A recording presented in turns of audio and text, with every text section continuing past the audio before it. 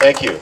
And I first of all want to thank everyone for not involving me in this part of the deal, because I would have gone nuts and probably made some inappropriate comments along the way, and we would have had an LA Clippers situation here. So, but I do want to thank Ken and everyone, and just tell you why, because, you know, in my business, in the music business, a lot of criticism comes from the sort of factory it's become, and you know, the tours and all the venues look the same, and you know, it's like if you appreciate traveling and you go elsewhere and you appreciate the rest of the world, it gives you a sense of perspective on your home, etc. And when you go to other venues, that's when you realize how special this place is. It's truly unique, and you know, that's a cliche to say, but it really is true about Merriweather. It's different than other venues. We were doing the Sweet Life Festival a few weeks ago, and I was just walking around, and it's just such an amazing place. There just is no other amphitheater that could have an event like that and have that sort of character and that sort of vibe. And I was walking around with some of the band's managers, and I just said, I wasn't trying to score points or anything. I just said, "Wow, look at this place! It's unbelievable." And they're like, "It's Merriweather. What are you talking about? It's Merriweather." Okay, I'll take that. And it's just that kind of it's something that you need to preserve. It's something that couldn't be built today. And people like Ken Ullman, at some point, before I knew him, looked at this place and said, "We have to keep this place where it is and maintain it and protect it." That's how I got to know him, not the other way around. And as I got to know him, I realized that he's a unique leader. He thinks about the right thing and then tries to do it, and that's why I like him. And the guy they have here from Howard Hughes, John DeWolf, he had the same vision. He came here, he's their representative here. He's here now. I didn't even know he was here until I said that, actually. So he came here and was charged with setting up shop for them here, and he came and once he got to know Merriweather, said the same thing, as this is unique and we need to preserve its uniqueness. And from the Frank Gehry roof to just all the little things that make it what it is, it's special. It's going to take a lot of effort to bring it up to speed with some of the more technically modern aspects that it needs to be. And the trick will be to do that and keep the charm, kind of like you would upgrade Wrigley Field or something like that. And now we have a team in place to do that. Everyone's on the same page. Very exciting. John believes in it, Ken believes in it, and the council, obviously, at 5-0 believe in it. So I just am grateful that everyone gets it, and we are ready to go and make this what is one of everyone's favorite venues. Hopefully makes it everyone's favorite venue. Thanks. Oh, one more thing. Jack here. Jack is one of the artists that always comes back to Merriweather, and that cannot be taken for granted either. A lot of artists in my business are presented, everything's thrown at them to try to woo them away from places like this. Jack has stuck by us year after year. Every tour he comes back. You know, everyone's tried to get him away, and he always says, "No, I'm coming back to Merriweather." So we are very thankful when he does, and always appreciate it.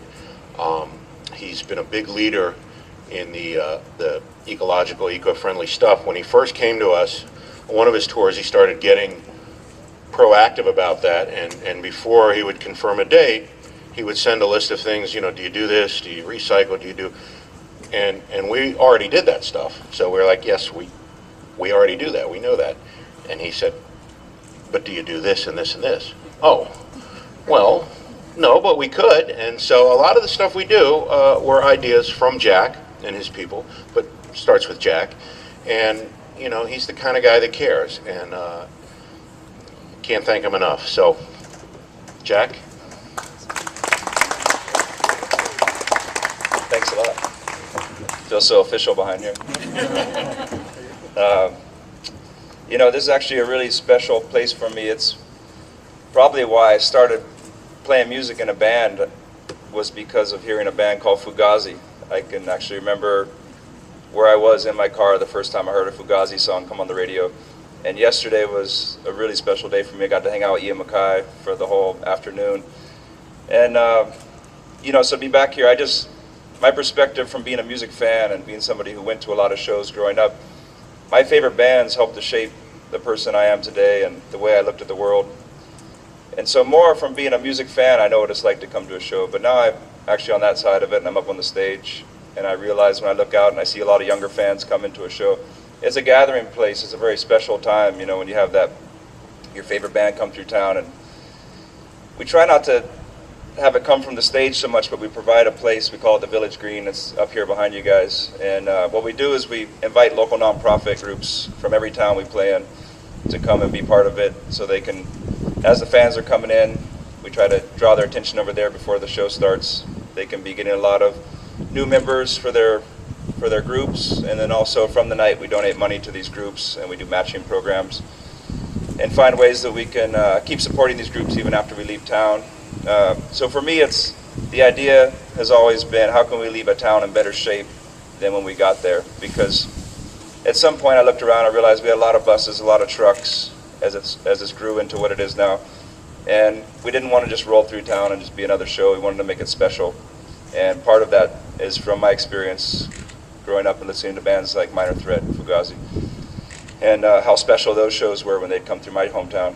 And so I really applaud all the changes they're doing. They are right. We love coming back to Meriwether Post, and a big reason is because they didn't make us feel like we were asking for one color M&Ms, like those kind of horror stories you hear when the bands are demanding certain things. You know, we became a headache for some venues. We decided that if we were going to keep coming back and playing venues, they were going to have to do certain things to try to upgrade the concert experience for the fans. And a lot of that was greening measures, because inviting the nonprofits, to me, that's a big part of it. It's really exposing the fans to what's going on in their community, but also the venues we're playing at. We wanted to make sure we were also pressuring them to make these changes, to be more responsible. Figure if I'm part of this industry, I want to make this industry responsible as possible. And so this is one of those venues, I'd say probably number one, that not only did they make the changes, but didn't make us feel bad about having to make the changes, and even made us feel good about making the changes. And probably the first venue that we came back to and said, hey, every show since you asked us to do these changes, we've kept them that way, and this is how we operate now. And so it's been a great relationship. They continue to change and evolve with us. It's an ongoing conversation. Whenever we learn something new, we share it with them. When they learn something new, share it with us, and it's keeps evolving. So it's a great relationship, and so I was happy to be part of this today. I know it's a venue that would be doing this without me, but thanks for including me. And yeah, did I miss anything? My wife came over here. I should really draw attention to her, because to me, I come up with an idea. One night I might say, hey, our next tour, let's make it a fundraising tour. Let's make it a nonprofit thing. We donate all the money, you know. And so since 2008, we've donated 100% of our proceeds from touring to nonprofit groups. But my wife is the one who doesn't just